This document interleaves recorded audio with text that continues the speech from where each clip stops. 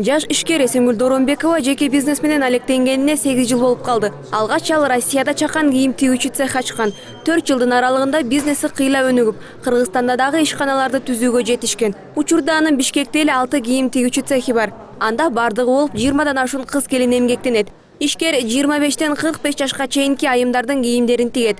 Чыгарган продукциялары алгач Россияга экспорттолот. Ал жактан Белоруссия жана Казакстандын базарларына жөнөтүлөт экен. Логистика боюнча бизде азыр такыр проблема жок. Потому что аябай көп конкуренция көбөйүп кетти. И баларда түштү, логистический расходдордун баларда түштү, килограммдап алып кете тургандар. Тигүү тармагындан аслында главный эң негизги проблема бул деген сбыт.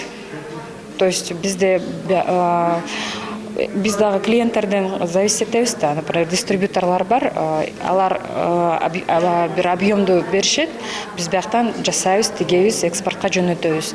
Анан эгер ал жакта сезон боюнча жакшы продажа болбой калса, сатыш жакшы болбой калса, биз бияктан токтоп калат иш. Жеңил өнөр жай жаатында эмгектенген ишкерлердин айтымында тигүү цехтерин ачуу анча деле кыйын эмес жана бул иште күйүп кетүү тобокелчилиги башка бизнестерге салыштырмалуу азыраак. Болгону ишкер ар бир товардын өндүрүлгөн наркын так бычып жана өтө көп санда чыгарбашы керек. Адистер билдиргендей, учурда ички миграция менен Борборго миңдеген кыз келиндер агып келет. Алардын көпчүлүгү кийим тигүү цехтерине орношушат. Бирок ал ишканаларда жумушчулардын укуктары корголбойт экен. Мындан улам адистер тышкы миграцияны токтотуп, ишсиз адамдарды жумуш менен камсыз кылуу үчүн алгач жумуштун шарттарын жакшыртуу керек дешет. 18 жаштан 28 жашка чейин жаштар келип иштеп аткандар жумуш орунда көпкө турбай башка цехтерге көчүп же тышкы миграцияга кетип атат. Ал эми эң биринчи айлык манайы болушу мүмкүн. Анткени экинчиден биякта социалдык үй жай жок, жана биякта пропискасы жок, ички миграция менен жумуш издеп келген кишилер.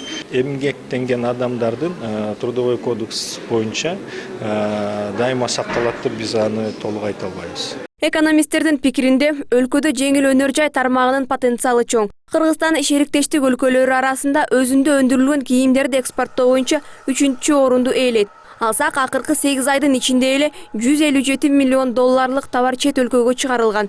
Азыркы тапта жеңил өнөр жай тармагында болжол менен 200 миңге жакын адам эмгектенет. Что касается сектора швейной и текстильной промышленности, бизде жеңил өнөр жай тармагына коркунуч жарата турган деле жагдай жок.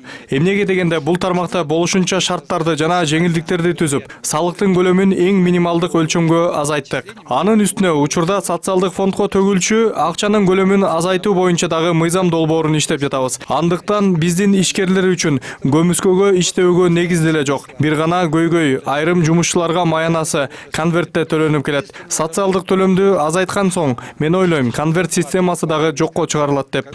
Эл аралык эмгек уюму жергиликтүү ишкерлерди өз кызматкерлерине татыктуу эмгек шартын түзүп берүүгө үндөп, ар кандай иш-чараларды уюштуруп келет. Бул ирет аталган уюм тигүү тармагын өнүктүрүү боюнча жумалып өткөрүп, ал бүгүн аягына чыкты. Ага премьер-министр, экономика, эмгек, билим берүү министрлери жана жеке ишкерлер катышып, тигүү тармагындагы маселелер талкууланды. Иш-чарага чет өлкөдөн дагы атайын адистер чакырылган. Кайыр Жайлообекова, Александр Симонов, НТС.